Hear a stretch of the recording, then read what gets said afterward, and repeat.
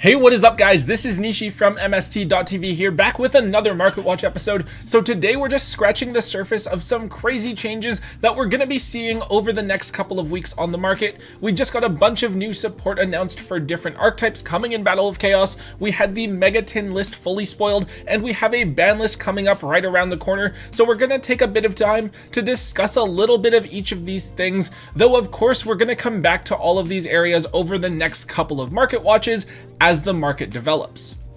Okay guys, but before I get started, I do want to let you guys know about some new products that we just released yesterday over on MSTmerch.com. What we just released are oversleeves to keep your high quality sleeves safe and in pristine condition, since of course we are now allowed to double sleeve main decks here in the TCG, which is really awesome. Those ones were selling for $9.99 a pack, and they're available with either a smooth clear backing or a rough matted backing. I personally prefer the matte ones because I really like the textures on them. And then of course we have the classic orange sleeves with the MST.TV logo on them, so they're perfect for those of you that are longtime supporters of the channel. So just like the blue sleeves, those orange sleeves are going to be up at $19.99 a pack, but we have a couple of bundles where if you buy the orange or blue sleeves plus a pack of oversleeves together, then your total is just $25. Now the oversleeves we did actually produce in pretty limited quantities, so make sure that you grab them while they're available. Oh, and by the way, we do also have the dividers back in stock as well, which I know a ton of you guys were asking for. So guys, please do check it out. I will throw a link in the video description down below. And yeah, let's get into the actual market watch. Alright, so first up, let's take a look at one of the biggest pieces of news from yesterday. Let's take a look at access code talker. So yesterday we had a bunch of different Yugi tubers opening some 2021 Megatins a bit early, and basically from there we were able to put together a complete list of all the cards in the set, and it turns out that there were three really big important cards not being included that we were all kind of expecting: Lightning Storm, Forbidden Droplet, and access code talker. Now fortunately, Lightning Storm and Forbidden Droplet already have other printings allocated elsewhere, so they are more affordable now. However, access code still has just the one printing available, despite being one of the strongest, most important extra deck monsters in the game. So we were seeing the card trend downwards in price, and I think it did hit as low as $100 to $110 a couple of days ago, but with this news we have seen access code rebound almost immediately back up to the $160 mark, with a lot of people speculating that it could go to $200 if we don't see a reprint confirmation sometime soon.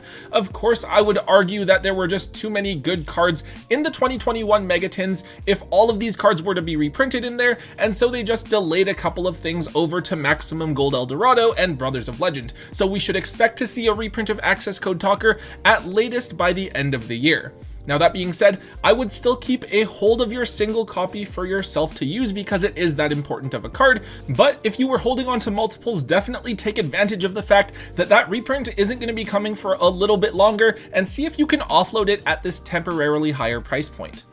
Next up is a card that seems to spike in price every single banlist season, but never ends up coming off the list. We have Maxi. So of course, Crossout Designator officially coming in the Megatins this year is a huge game changer, with that being one of the cards that was a huge distinguishing factor between the OCG and TCG, kind of like what Halki Fibrax was for a while. Anyways, Crossout Designator is one of the biggest counters to Maxi as well as other hand traps. Now I'm not saying that this makes it okay to bring Maxi back into the game, but I think there are a lot of people speculating that because of Crossout Designator's release, Konami might here in the TCG finally be willing to bring Maxi off of the ban list. So just in case people are apparently buying up all the copies of Maxi, in particular the lower rarity versions, we're currently seeing the common structure deck Maxis all the way up at $15 each, and the super and gold rares up at $20 a piece, while not too long ago we were seeing either version of the card down at $10 to $12. I'm not even going to bother looking at the secret or ultimate rares.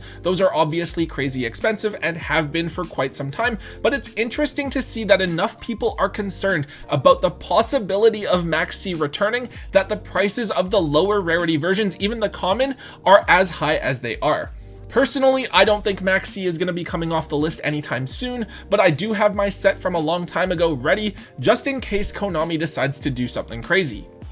Next up, we have Engraver of the Mark. This card does feel really specific in its application. It's a hand trap that you activate by discarding it. When a card is activated that involves declaring a card name, you get to declare a different card name and have that be the declared card instead. So let's say that your opponent activates Prohibition and declares Pot of Greed. You would be able to chain Engraver, declare Graceful Charity, and now that Prohibition is preventing Graceful Charity from being used rather than Pot of Greed.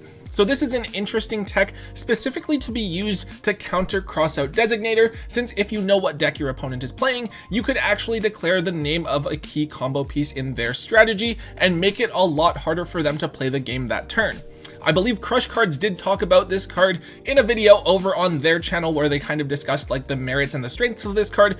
Now the card does have several different lower rarity printings available. I think it was a rare in King's Court very recently, so it's definitely a card that's accessible and easy to pick up. However, the card only has one holo printing, a super rare version from the Clash of Rebellion Special Edition, which isn't crazy expensive, but you're looking at having to pay $4 a piece for it, a decent amount for a card that has historically only been 25 cents or so.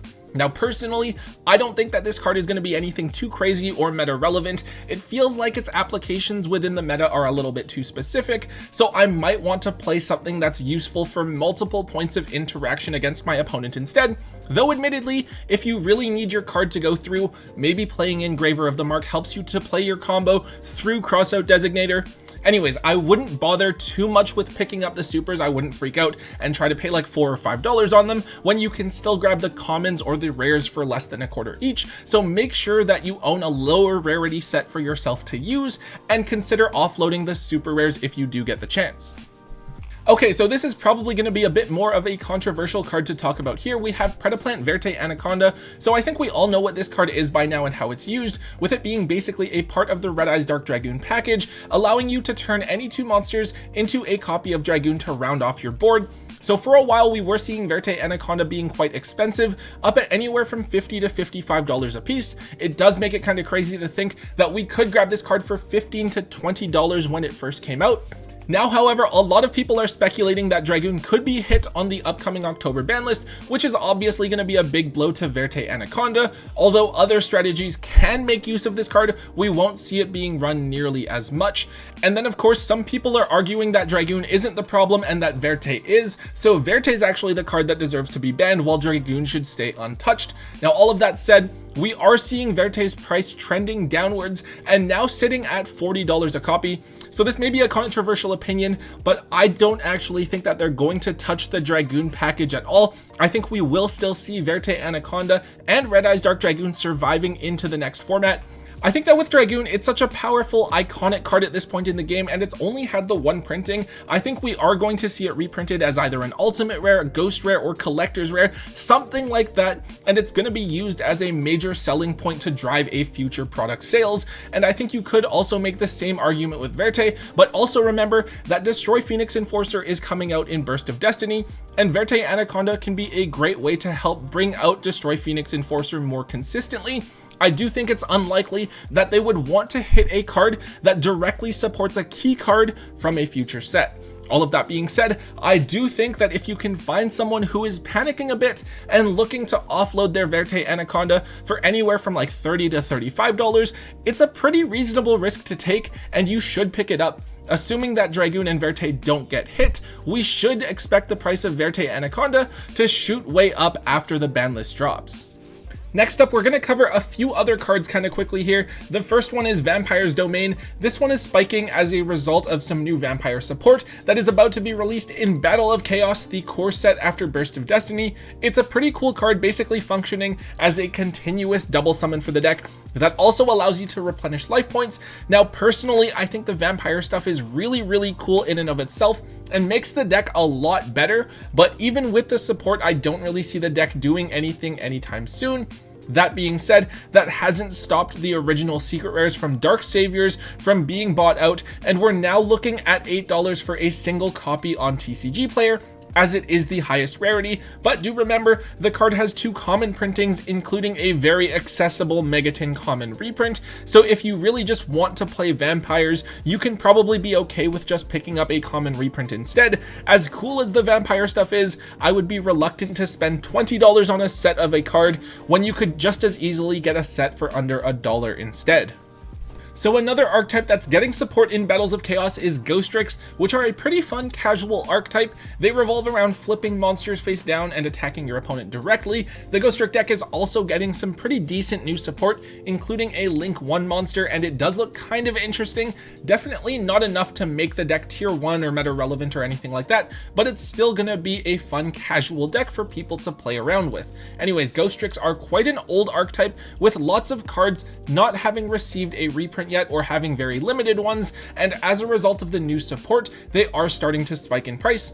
Ghostrick Mary is one of those cards as a key piece of the Ghostrick archetype, allowing you to special summon a Ghostrick monster from your deck in face down defense position by discarding this card from your hand when you take damage. It's a really solid card, basically searching a monster for you and letting you get it onto the field so that it can be used during your next turn.